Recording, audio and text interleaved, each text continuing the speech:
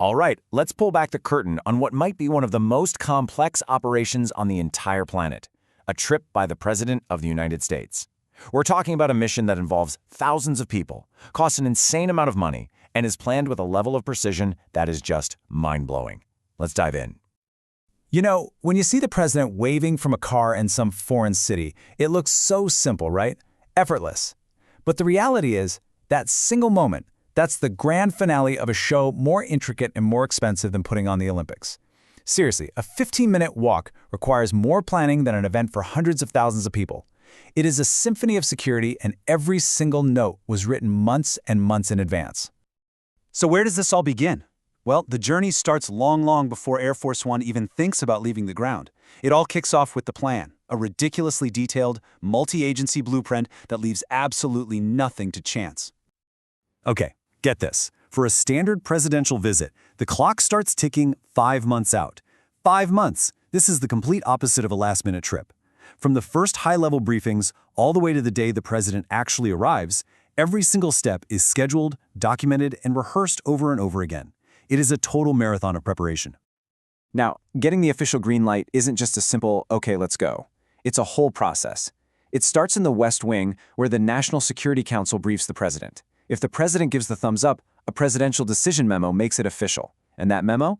It triggers something called a Trip Directive Order, or a TDO, which is this incredibly detailed document outlining every potential threat. That gets sent out to every agency involved, and it's the signal to assemble the elite advance team. Once that team is assembled, the mission officially hits the ground. The advance team, we're talking experts from communications, security, military logistics, you name it, deploys to the host country. And what's their job? Basically to turn a foreign city into a temporary American fortress. The level of obsessive detail that goes into planning the president's route is just insane. Every single potential road is scrutinized. It has to be fast, right? Wide enough for the entire convoy to do a U-turn if they have to. Zero blind spots, no narrow alleys. They plan multiple backup routes just in case. They make sure a top-tier hospital is just minutes away. They even check for cell phone dead zones. And my favorite detail, they literally note the position of the sun to make sure glare won't be in the driver's eyes. So, before Air Force One even leaves Washington, the airport at the destination is basically already under American control. The Secret Service will take over an entire section of it. The runway has to meet these super specific length and width requirements. They even take samples of the local jet fuel and fly them back to the US for lab testing to make sure it's pure. Every single rooftop, every hangar, every tower, it's all mapped for sniper positions, and the whole area becomes a strict no-fly zone. And the hotel? It gets completely transformed. The Secret Service takes control of the floors directly above and below the president's suite. All the door locks on those floors are physically replaced. They set up their own kitchen and their own food testing lab right there on site to make sure nothing is contaminated. They even have the hotel's virtual tour scrubbed from its website. And the president's room itself? It gets outfitted with bulletproof glass and its very own independent oxygen supply, just in case of an attack. Now, at the actual event location, the physical security is just massive. They install these 6.8-ton anti-ram barricades. To put that into perspective, these things can stop a huge truck going 80 kilometers an hour dead in its tracks. Nothing is getting through. So, after months of planning and weeks of on-the-ground prep, the day finally arrives. All of that preparation culminates in this, a moving, breathing fortress designed to protect one single person, anywhere in the world. At all times, the president is inside a 7-layer security bubble. The outer layer, that's usually local police handling crowds and traffic. But as you move closer to the center, the security gets tighter and tighter. You pass through commandos and snipers until you reach the absolute core, the U.S. Secret Service agents who are literally a human shield around the president. You might be wondering, how does all this heavy equipment even get there? Well, the answer is these absolute beasts, C-17 Globemaster cargo planes. Days before the visit, these planes land, and they are carrying everything. We're talking helicopters with their blades taken off, the entire presidential motorcade. The whole security infrastructure is literally airlifted into the country.